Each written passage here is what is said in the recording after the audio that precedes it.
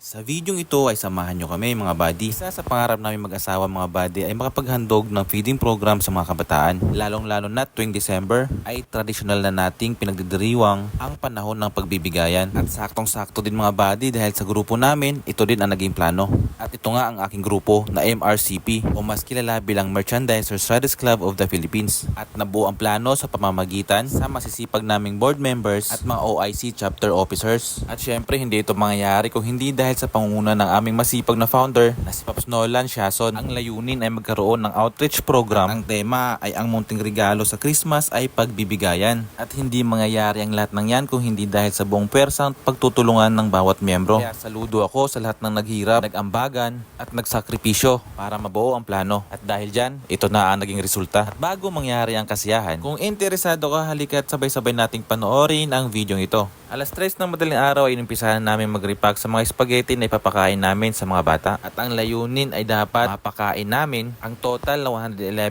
na kabataan. To the rescue din dito si Pops Mike at may dala din siya ditong ham at mga tinapay para pandagdag sa makakainin ng mga bata. At maraming salamat din kay Ma'am si Army at kay Pops Paul. Dahil sila naman yung nagdala ng mga pagkain dito sa venue. At saludo din sa buong team ni Pops Loter dahil sila yung nanguna dito sa venue para sa pagkain ng mga rider at sa laruan ay pamimigay sa mga bata. At maraming salamat din sa lahat ng chapter na nagpaabot ng tulong para magkaroon ng pondo ang feeding program na ito. At dahil sa sobrang dami ng chapter ng MRCP ay hindi ko na kayo maisa-isa. Pero kung isa ka sa MRCP na solid na nanonood sa videong ito ay maraming salamat at saludo ako sa iyo dahil sa iyong walang sawang suporta sa ating grupo. Mag-iingat tayong lahat sa biyahe at naway gabayan tayo ng ating Panginoon sa bawat ginagawa natin sa araw-araw.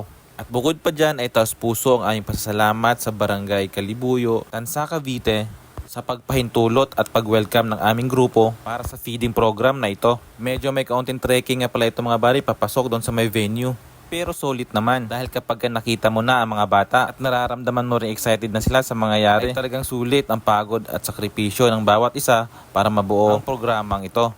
Kaya dito nga mga buddy, bago umpisahan ang programa, inumpisahan muna natin sa pananalangin. Dito sa lugar na ito, ng ligtas at malayo sa kapahamakan. Para po sa mga batang ito, dito sa lugar na ito, bigyan nyo rin po ama ng talino nagmumula sa inyo, ang aming founder, ang mga board at ang mga officers, gayon din po ang mga OIC at mga member na sumama po sa lugar na ito. At lalo-lalo na po ang kapitan na nandarito po ngayon nakasama namin para mag-celebrate. Nawa Panginoon, may sakatuparan namin ang aming hangarin at maging masaya at magandang kinalabasan sa aming gagawin. Lahat po ng ito, Ama, ay aming pong dalangin at hilingin sa pangalan po ni Jesus, takila po namin tagapagligtas. Amen. At nagbigay na rin ng kaunting speech ang kapitan ng barangay. Manila, takpakan po natin para po tayo isa po tayo sa mapalad na napili ng ating samahan nila Sen. At pagkatapos ng napakagandang speech ng kapitan mga buddy ay ito na nga ang nangyari.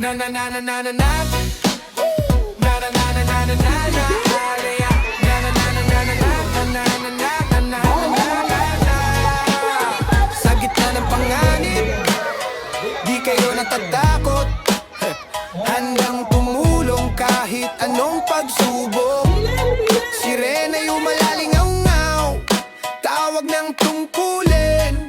Puso'y laging bukas, sa kapwa'y maglingkod. Kayong mga bayani ng paglilingkod, medic, bumbero, volunteer, di nagtatapos. Sa bawat pagtulong buhay ay iligtas, pagmamahal sa bayan, sa puso'y wagas. Sa init ng apoy, bumbero'y matapang, medic sa ambulansya, laging nakaabang. Volunteer na handang magbigay ng tulong, humanitarian worker sa krisis ay umahong. Kayong mga bayani ng paglilingkod, medic, bumbero, volunteer, di nagtatapos.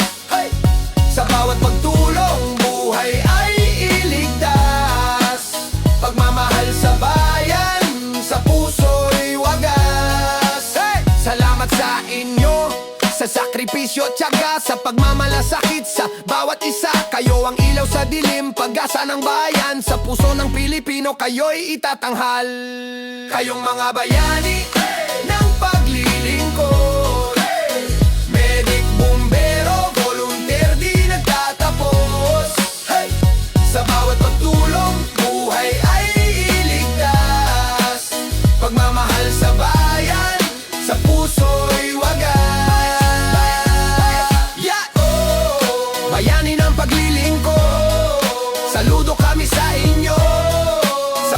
isipan, kayo'y laging naririto. At dito nga mga buddy, nakakataba ng puso kapag tinitignan mo yung mga bata na naging masaya sa bawat natatanggap nila. Simpleng bagay na pagtulong nga lang ito mga buddy, na may kasamang pagtutulungan at magmamahalan. At dahil nga sa maliit na bagay na yan, ay may mga bata tayong napapangiti at napapasaya sa araw ng Pasko. Kaya ito lang ang masasabi ko mga buddy. Mabuhay ang buong grupo ng MRCP at sa lahat ng mga miyembrong taos-puso ang suporta, at hinihiling ko rin na sana mas marami pa tayong mga batang mapapasaya sa mga susunod na mga araw. Naway gabayan kayo palagi ng Panginoon at ang iyong buong pamilya para mas lalo nating magampanan yung mga tungkulin natin sa bawat araw. Mahirap man yung pinagdaanan natin ngayon mga buddy, tandaan lang natin palagi na mayroong Panginoon na nagbibigay lakas sa atin sa araw-araw, at huwag din tayo makalimot ng pasalamat sa Kanya dahil siya lang ang nag-iisang nagbibigay sa atin ng kasiyahan sa simpleng pamumuhay. At kung umabot ka sa videong ito ay maraming salamat sa iyong solid na suporta. At lagi nating tandaan na nakakapagpasaya tayo ng tao kahit sa simpleng bagay lamang. O paano ba yan? Hanggang dito na lang muna ang ating kwentuhan mga buddy. Ay wait pala muna. Bago ang lahat, kapag katapos na ang event mga buddy, ay huwag nating kalimutang maglinis para hindi tayo nakakaabala sa mga tao nakatira sa mismong venue. At dito na natin ito tatapusin mga buddy. Maraming salamat sa panonood at mabuhay tayong lahat. God bless always, MRCP. Mabuhay tayong lahat. Na na na na na na na na na na na na na